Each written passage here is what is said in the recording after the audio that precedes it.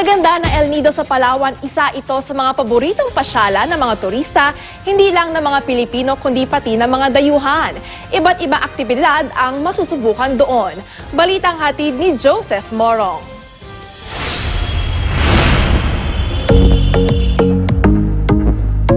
The Last Frontier, yan ang tawag sa Palawan. Kung gusto mong malaman kung gaano piniyayaan ng Pilipinas ng likas na yaman, dito ka lamang kailangan tumingin. That is the West Philippine Sea.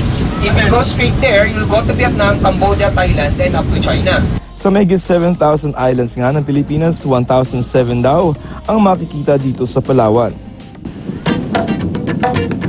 Sa Nakpan Beach sa El Nido, namumutik-tik ang mga banyagang turistang enjoy na nakatambay. Pami-pamilya, barka-barkada. Si Aline Blanc, taga Mexico, first time daw sa Pilipinas. The pristine water in many places we've been. The beaches are very nice and the people is very, very charming. Sina Joaquin at Matias, dumayo pa, galing Uruguay. People is funny and the night is good. I love the tours. It was really funny. And I especially love the people here.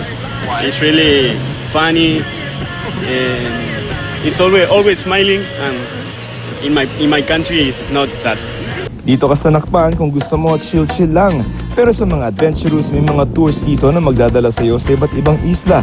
Pinakamababang halaga, 1,200 pesos kada tao. Dadalhin ka sa mga lugar tulad ng Secret Laguna. Teka muna, may traffic pa yata.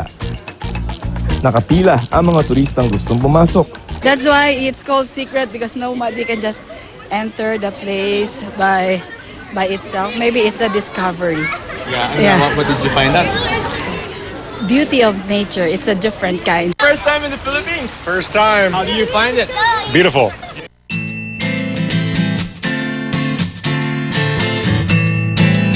Sa Seven Commando Beach, sunbathing, may swing pa, o kaya naman makipag-volleyball sa kapwa mga turista o kahit kayo magbabarkada.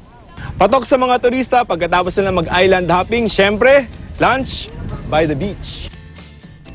Base sa visitor sample survey ng Department of Tourism noong 2017, pangatlong Palawan sa mga gustong puntahan ng mga turista kasunod sa Cebu at Boracay. Sa hapon, sa ganda ng sunset, mapapa-thank you ka na lamang sa biyayang ito ng Diyos. Pero ang mga malapariisong isla, may itinatago ring problema. Wala kasing ospital sa mismong El Nido. Ang pinakamalapit, 1 oras pa ang layo. At ang mas moderno pang ospital nasa Puerto Princesa City pa, na 5 oras ang layo sa El Nido. Joseph Morong, GMA News.